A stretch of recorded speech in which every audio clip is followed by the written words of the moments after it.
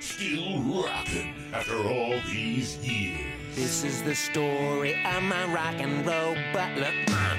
This is it, the show that started it all. Often imitated, but never equal. From San Francisco, USA, online since 2004. It's the one and only Rock and Roll Geek Show. With the original Rock and Roll Geek, Michael Butler. Welcome to the Rock and Roll Geek Show. My name's Michael Butler. Thanks a lot for joining me. I really appreciate it. Today is Thursday, July 7th, 2022, and it's 10:35 a.m. I was not planning on recording a show today, but I pulled up the Facebook Rock and Roll Geek. I'm only on Facebook usually to check the Rock and Roll Geek Facebook group and some other groups I'm on.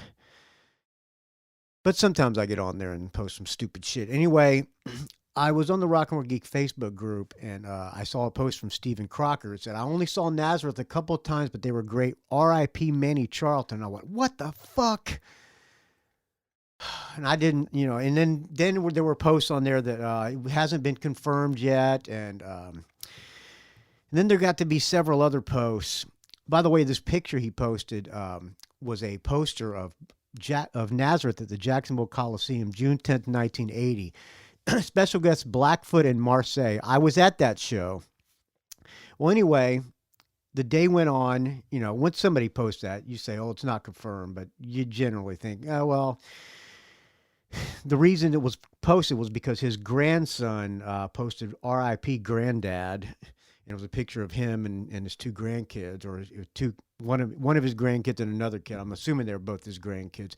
Then I saw this thing from Pete Agnew, one of the most underrated bass players out there, by the way, and great background vocalist, current founding member of Nazareth. Anyway, sadly, I have to tell you that Manny Charlton died on Tuesday, July 5th in Texas. There were no details available at the time of writing, but I believe this death was sudden and not illness-related. Manny was there from the very beginning of Nazareth, so we all came up together through the tough times and through the wonderfully successful years as the band became an international acclaimed outfit. His contribution as a musician was immeasurable. Not only was he a team player who loved jamming for hours at a time with the band and then sifting through tapes for even more hours just looking to find the tiniest usable idea, he was never happier than when he was sitting in the producer's chair making records and searching for that special racket noise that he called it, that he was always trying to create. Reading at me forte, friends. I'm doing my best. He produced several other bands and found his racket a few times along the way, but the one he was most proud of was Love Hurts, one of the best-sounding records of all time and one of the songs on his first album as a producer. We had our ups and downs over the years, but we never once disagreed about the music. I would like to offer condolences on behalf of the Nazareth family to Manny's own family. Our thoughts and prayers are with you at this sad time. So there you go. It's confirmed. Founding member of Nazareth. This was also on Blabbermouth. A founding member of the Scottish hard rock band Nazareth died at age 80. The guitarist's death was confirmed by his grandson, Jamie Charlton, who shared a photo of him with Manny on social media and captioned it, R.I.P. Granddad. So, sad day. I interviewed Manny Charlton, I think 2008, something like that, early in the days of the Rock and Roll Geek Show. It's about an hour interview. I posted the link to it on the Rock and Roll Geek Facebook group. If you also have the app, just search for it on the Rock and Roll Geek Facebook, or on the Rock and Roll Geek app, which is free. Search for it and you'll find it there as well. So what I'm going to do today, I'm just going to play some of my favorite Nazareth tunes, which I'll probably do again when Pete Agnew goes, if I'm still alive, and when Manny Charlton, or when Dan McCafferty goes. When Dan McCafferty goes, I'm going to cry like I did with Pete Way, because you know how I feel about Dan McCafferty. But Manny Charlton I enjoyed the interview with him. I don't really remember much of it. I'm going to probably have to go back and listen to that as well. Very deep Scottish accent on this guy. He lived in Texas, and he was a big blues fan. But I'm going to open up with, so what I'm just going to do is I'm just going to play some of my favorite Nazareth tunes. We'll do it for maybe about an hour. I'm up here in the mountain house still. My poison oak is getting worse. My right arm is completely ballooned up now and itching like a motherfucker. I'm going back home tomorrow because I got to go back to work next week. Or actually, I got to start back work on Saturday. And then I'll be back the following weekend for the Trinity County Fair, which is another demolition derby going to be happening, a livestock auction, all kinds of good stuff like that. So anyway, heading back tomorrow. Wife is going to stay up till Sunday. All right, this is a special bonus episode, an emergency episode, I guess you call it. I'm going to pay tribute to the great Manny Charlton. To me, this is the definitive Manny Charlton song. Everything about Manny Charlton you like is in this. Is Woke Up This Morning. Listen to that slide.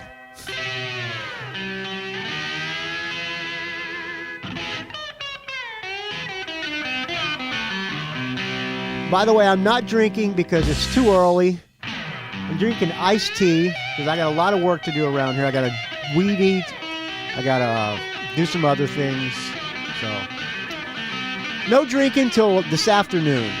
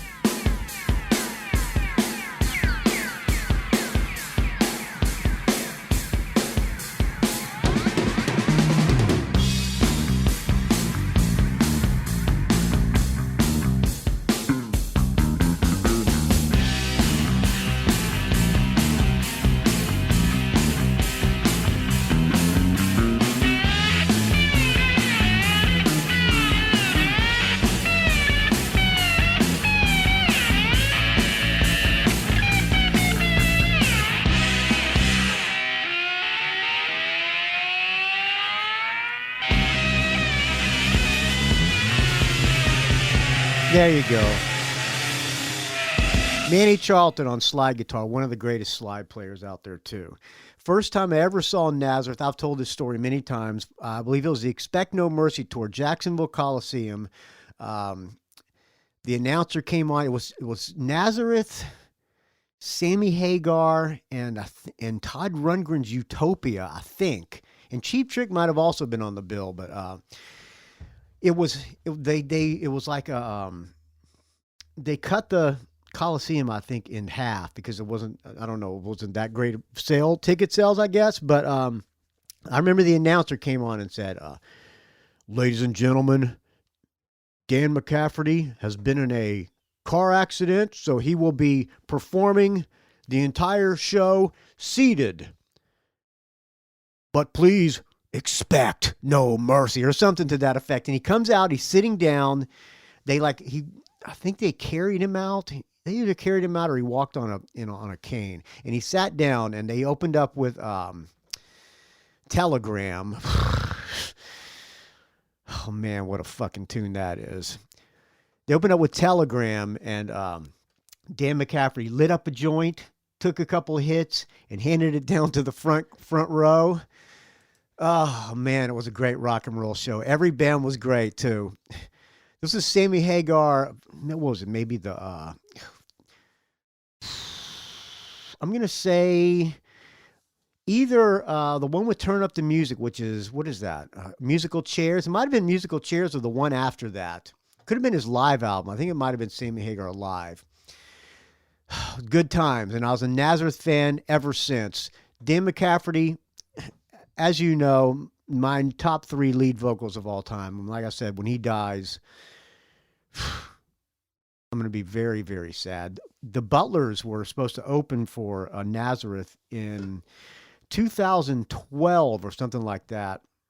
By the way, when I found out, I just happened to be wearing a Nazareth t-shirt. Coincidence? I don't know, probably, but it was a coincidence nonetheless. The Butlers were supposed to open up for them in San Jose or somewhere down in the South Bay in 2012. It was going to be Nazareth, the Butlers, and Cruella. And we got there, and there were these Mexican dudes selling Nazareth bootleg T-shirts in the parking lot. So naturally, I bought one. That's what I was wearing yesterday. I gave away my Nazareth 2XS vintage T-shirt to Natalie from Featherwitch as a Christmas present, and of course, she shredded it all up and made a hot chick shirt out of it. Do I regret giving that shirt away? A little bit. But anyway, it's only a shirt. All right. How about something from Snaz? I was going to play the original version of Telegram, but I'm up here in the Mountain House, and the iTunes has some of these songs blurred out, so I can't play it. But here is from Snaz, one of the great live albums of all time. I saw them on this tour. That's what they called the Nazareth Orchestra. What was that? Like when was Snaz? Let me pull up the Wikipedia here. Snaz came out in it's probably 1981. It was the Full Circle tour. It's not here on the Wikipedia. I think it's 1981. It was Nazareth and Crocus on the Hardware tour. They called it the Nazareth Orchestra because they had 2 keyboard players. They might have had 2 drummers too. Maybe just Daryl Sweet on drums and Billy Rankin on second guitar. That was a great show. Crocus was fantastic too. The guitar player did the coolest guitar solo I've ever seen, which I've told many times on the Rock and Roll Geek Show. So I'll save that for another time. That guy ended up killing himself, by the way, committed suicide. Forget his name. It was a great concert. Here's Telegram. This is 6 minutes and 45 seconds. So as the DJs, when they play a long song, they either get a blowjob under the console or they go to the bathroom or they go out and have a smoke. I'm going to just sit here and enjoy the song because it is so great. From Snaz, Telegram, it starts off with the intro music, which is Pete Townsend solo.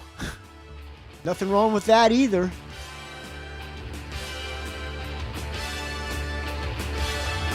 Man, this is one of the great opening songs of all time. When I interviewed Nazareth on their tour bus, when they played the Pound, I interviewed Pete Agnew and Dan McCafferty. Manny Charlton was already gone from the band. Jimmy Murrison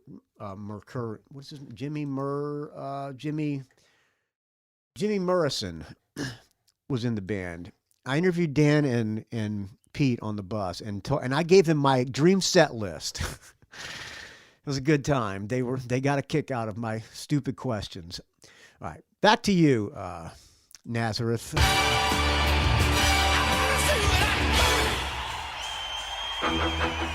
Listen to that.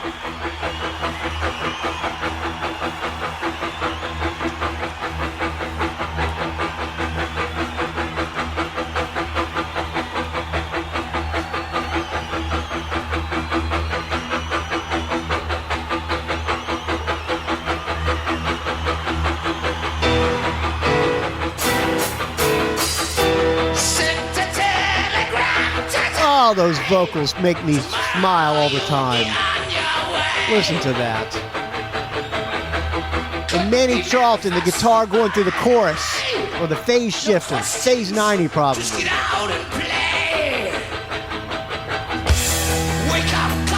Pete Agnew's great Olympic bass, so fucking hard and heavy. Hard? So full and heavy. Someone's banging in your head. What did you get so late to bed? Oh, I want to sing along. You're running late and feeling bad. That breakfast! Was the worst you had. Make the gates no time to spare. Before you know, You're in the air! it's 747 flies outside. Much higher than we're meant to be. 6 miles high, but feeling down. God, that makes me fucking get goosebumps. The ground.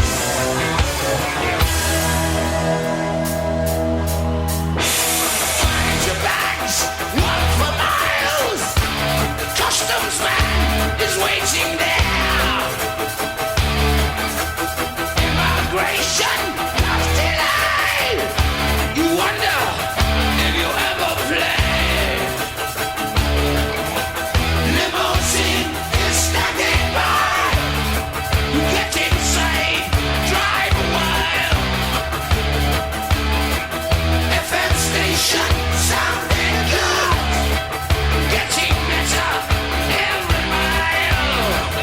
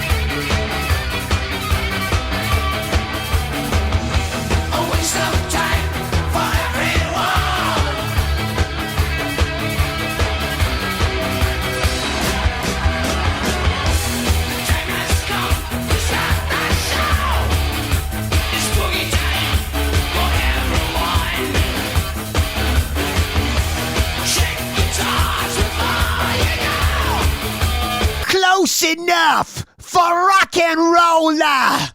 Lotion up for rock and roller. I love it. Let's all know the crowd is high. Much higher than you're meant to be. All right, I'm shutting up. Than you're meant to be. Take the stage and start to play.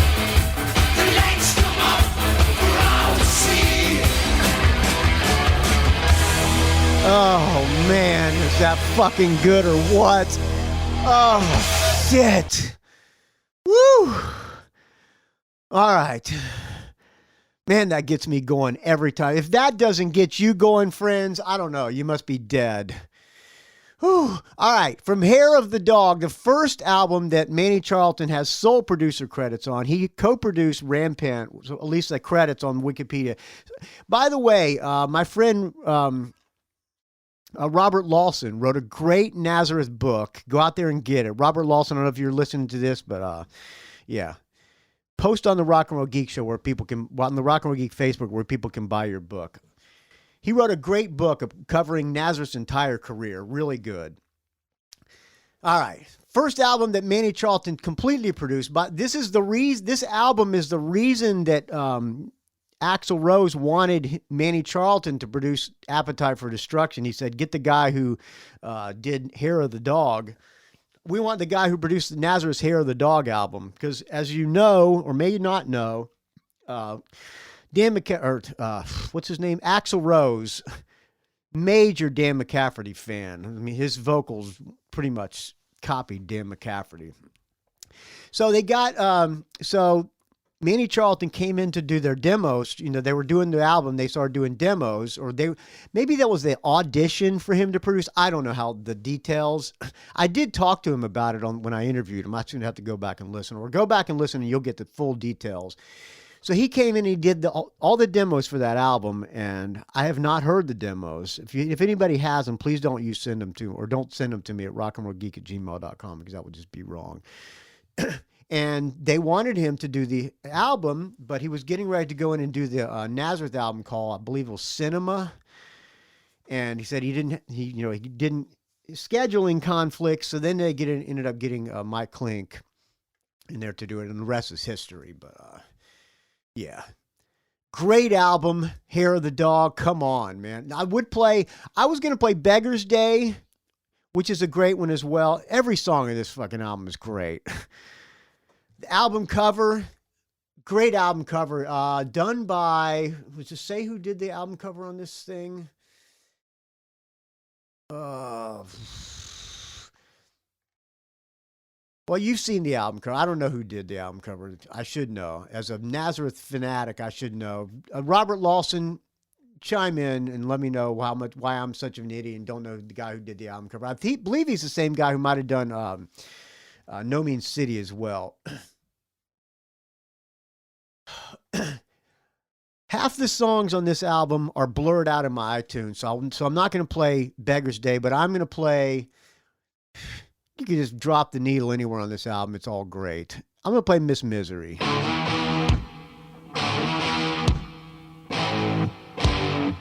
1975.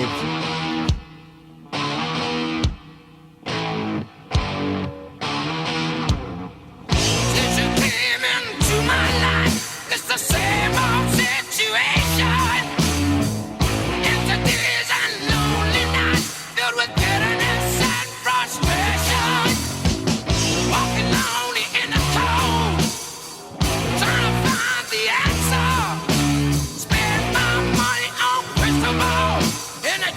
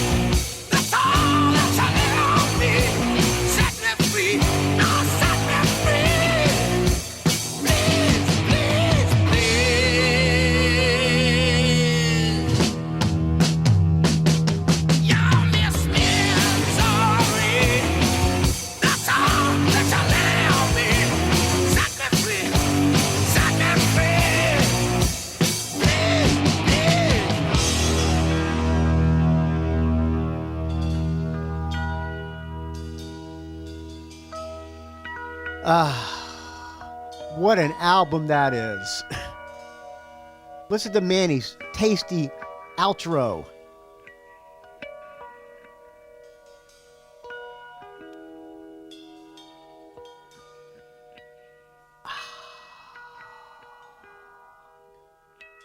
All right.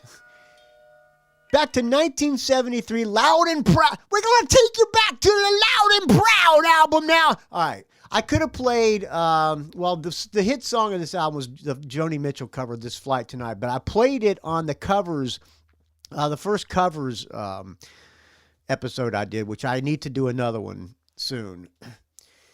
There's 3 covers on this album. Teenage Nervous Breakdown, Little Feat cover, which is a great song as well, great version. This Flight Tonight, Joni Mitchell cover, and Ballad of Hollis Brown, a Bob Dylan cover. I'm going to play the one that Michael Monroe covered, Not Faking It. Great album cover too, but I'm going to stop it here for a second. Great album cover. It's a peacock. Just a peacock with the feathers and loud and proud like a peacock. All right. Listen to Manny's guitar.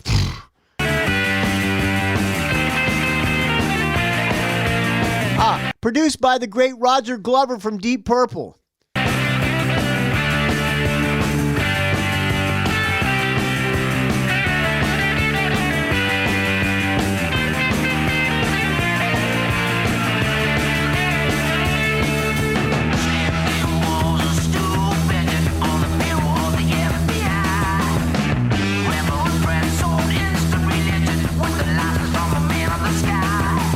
Billy the Kid was a gunslinger.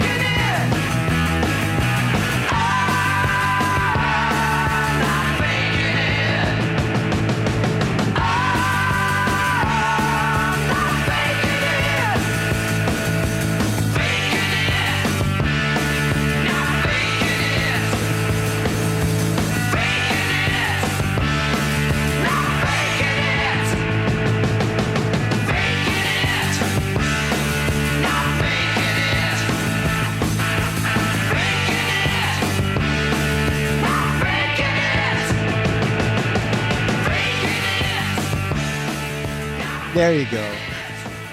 When I was just getting out of high school, or maybe I was in 11th or 12th grade, I don't remember. I had a girlfriend named Beverly. That's all I remember. And I would work on my dad's fishing boat on the summers. And the last time I worked for him, or the last summer I worked for him, he had a long lining boat, where you fish for swordfish. You go out for like 2 weeks at a time. I should tell the stories of working on my dad's fishing boats. He had a snapper boat. He had several different boats. But the last time he had a long lining, or the last time I worked with him, he had a long lining boat, which you lay out. I don't know if you ever saw that movie, The Perfect Storm, with, I think Mark Wahlberg was in it. You lay out like 20 miles of line, and in the afternoon, you're putting fish on big hooks and then clamping them on this line, and you do that for like 20 miles, and then the next morning, then you have dinner and you go to bed. You get up super early in the morning and you pull in that 20 miles of line and you see what you got on the line. And if you got any swordfish, you take those swordfish and you chop their heads off and you chop their fins off and you gut them and cut them open, and their insides are covered in slime. In order to sell the swordfish, because he had a commercial fishing boat, so I worked on my dad's commercial boat, and in order to sell them to the fish market, they had to be completely gutted, finned, head chopped off, and slimed. So that meant pouring salt into their body cavity, and scrubbing them with a scrub brush. Anyway, I did that for one summer, and you had to do what was called wheel watch when you're traveling or whatever, so everybody could sleep, but somebody had to sit in the captain's chair while the boat was going, to make sure no other boats crossed into your path, so you didn't collide with another fishing boat out there, because you're out there like 20 miles out to sea, out in the middle of nowhere. But sometimes you would cross boats and stuff, so you'd have to do what's called wheel watch. And when I did wheel watch, I had the Malice in Wonderland. See, I got it back to Nazareth eventually. I had the Nazareth in Wonderland cassette, brand new, just came out from Nazareth. That was let's pull it up. What was it? 1980. So I had just graduated from high school. Okay. And by the way, when I had my girlfriend, she was cheating on me with my guitar player. While I was out working on my dad's fishing boat, my girlfriend was cheating on me, which ruined me for women to this day. But that's another story altogether. Anyway, I wore when it was my turn. I remember the music I remember hearing on that boat. Dolly Parton, 2, 3 doors down, they're laughing and drinking and having a party. Somebody on the boat played that during their wheel watch. And I played Malice in Wonderland, top to bottom. I played that, and I played The Clash, London Calling. It's the only cassettes I had. Remember this song? This was the hit song. It was kind of a hit song. It got a lot of MTV airplay. This is not the song I'm going to play, but remember this one?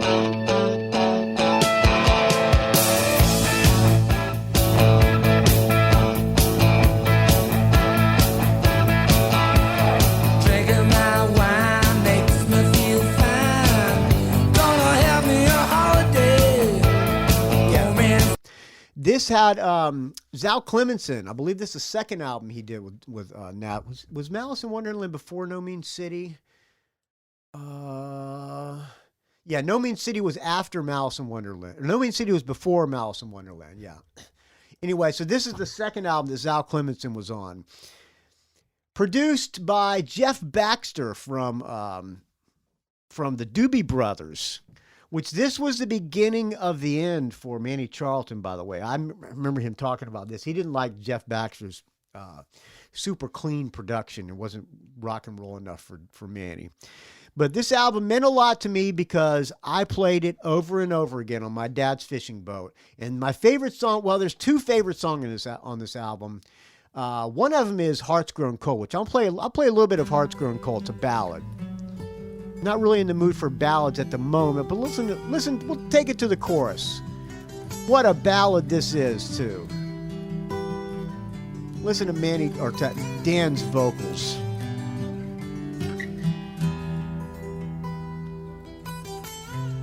And that's Manny's guitar.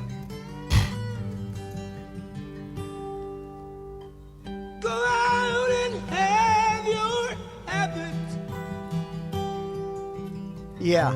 So I come back and find out my girlfriend's been cheating on me. You know, I played this fucking song over and over again. As a 1980, I would have been 18 years old. You're the one whose heart's grown cold. Go out and have your habit. You're the one that's taking it. You're the one that's faking it. You're the one whose heart's grown cold. You're the one whose heart's grown cold. All right, everybody, sing along. I touch your lips with my fingertips. I hang on every breath. Written by the great Zal Clementson, who I also had on the Rock and Roll Geek Show. You don't need me now. That was probably Zal Clementson doing the acoustic. You hang your heart into mine. Every day I just hope and pray. I just hope that you still have. All right. That you still have your dreams. All right, kill it. Okay. The song I'm going to play was probably my favorite song on the album. This is Talking to One of the Boys.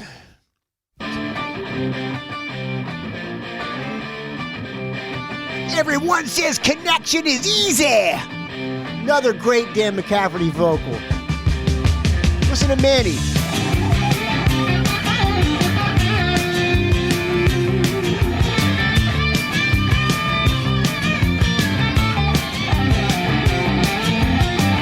Everyone says connection is easy. I look at my score, experience none. Tossed the coin when I was 17. I got the ice, you got the cream. All that you see is stranger than fiction. All that you do defies all description. And you worry about your lack of existence, then by all means go crazy.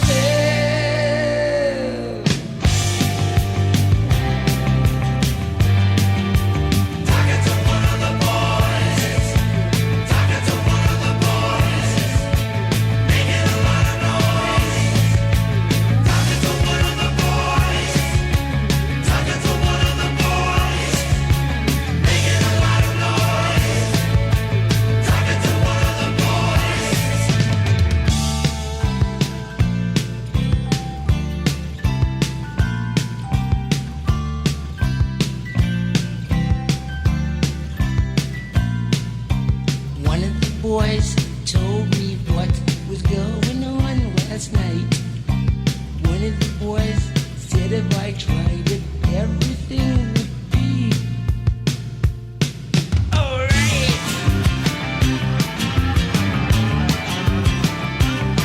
Alright.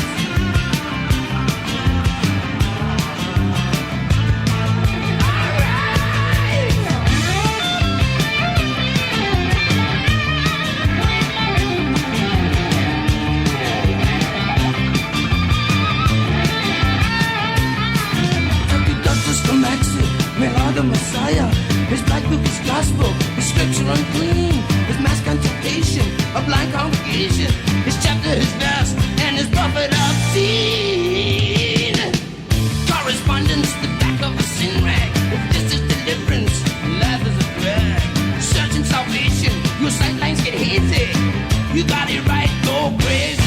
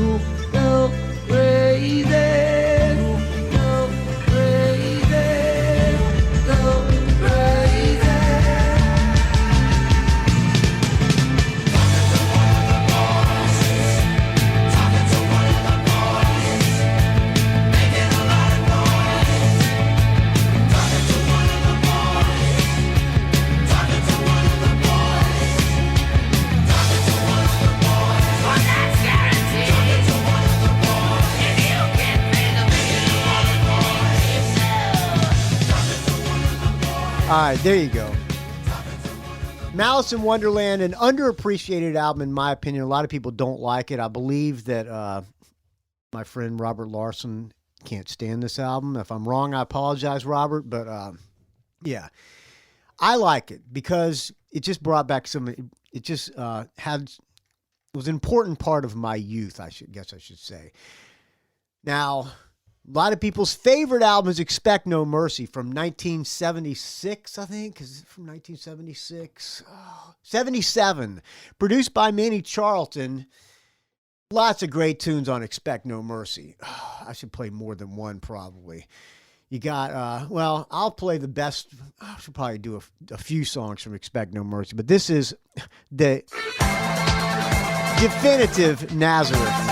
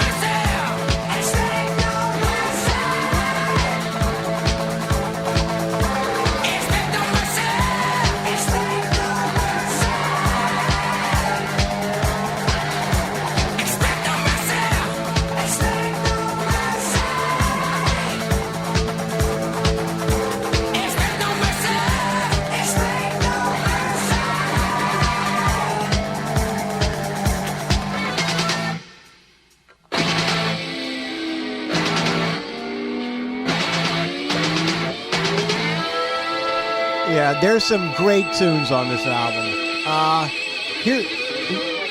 Let's go over some of the great tunes on this album. How about Revenge is Sweet? Listen to this. A little bit of Revenge is Sweet. Written by Manny Charlton. Listen to that guitar.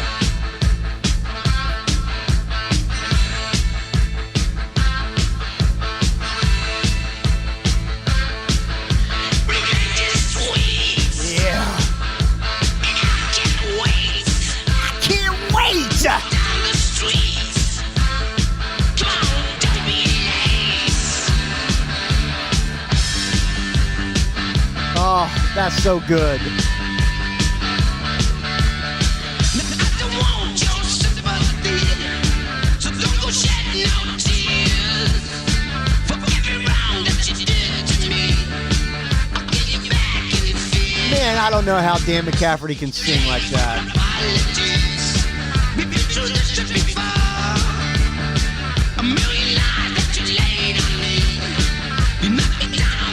How about New York Broken Toy?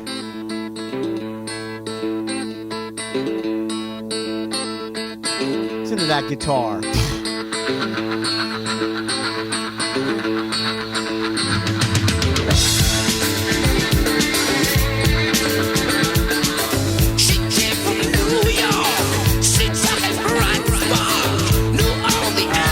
Give me what's mine. Give me what's mine.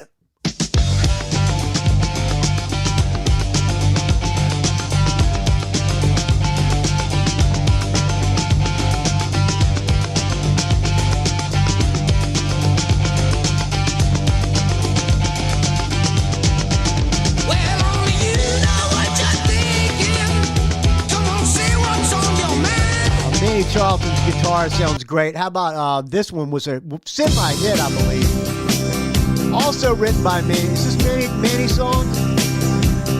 Is there a place? Yes, written by Manny Charlton. For me?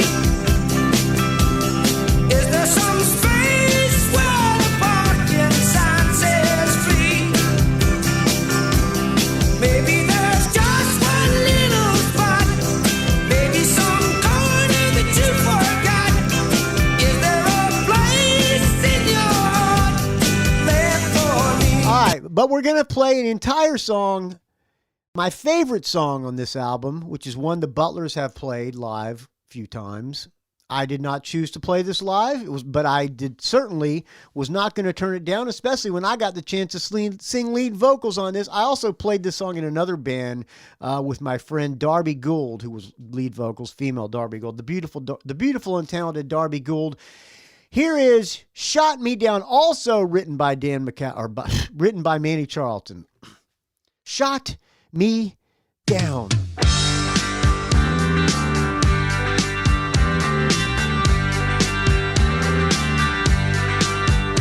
I was feeling good, kinda high and cruising. I was trying to forget someone I had been losing. Then you came along, surprise, surprise.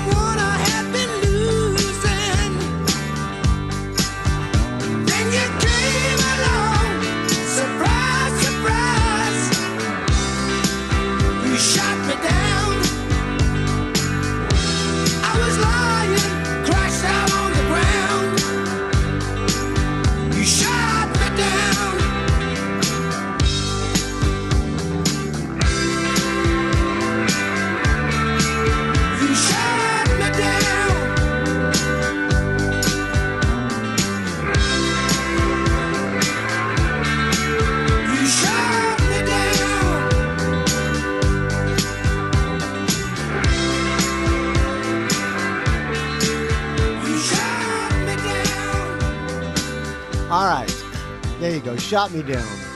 Written by the great Manny Charlton.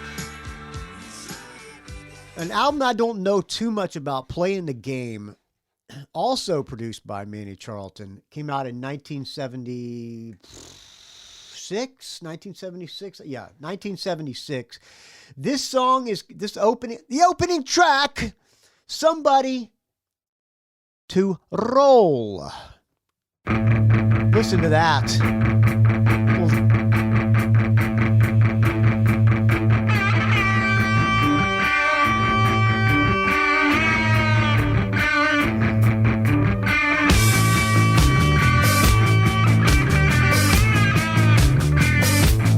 I'm gonna have to revisit this album because this song is good.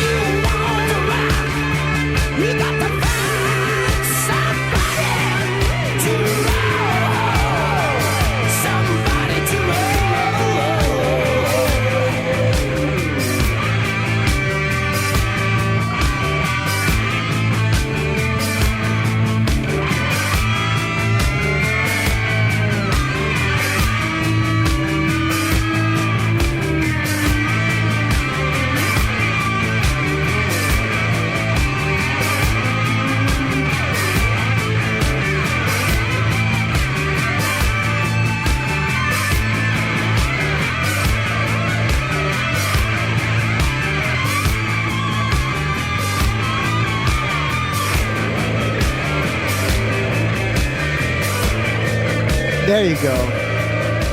That's great. That is great. All right. We're an hour into this. I'm going to close out with one more song.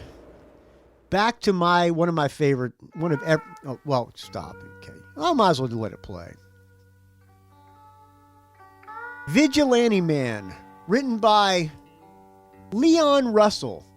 Produced by the great Roger Glover. Razamanaz is the album. Thank you for listening to this special bonus episode of the Rock and Roll Geek Show. Rest in peace, Manny Charlton. I hope you're up there in heaven. What an underrated guitar player. What an underrated guitar player. Fuck, he was great.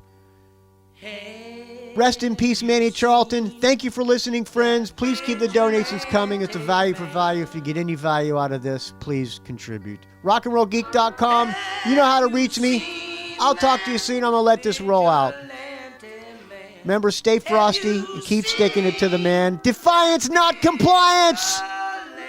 Go, Dan. I've been hearing his name all over this land. Lonely nights down in the engine house, sleeping just as still as a mouse. Man comes home, chase the crowds in the rain. That's a vigilante man.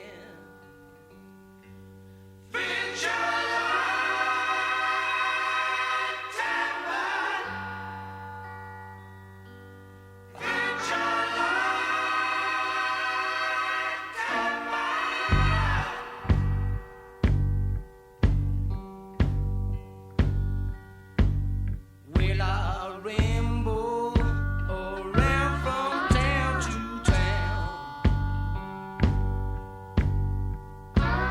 Ramble round from town to town, and they herded us a while like a wild herd of cattle. That's a vigilante man. Tell me, why does that vigilante man? Tell me, why does that vigilante man carry that sawed-off shotgun in his hand? Would he shoot his brother and his sister down?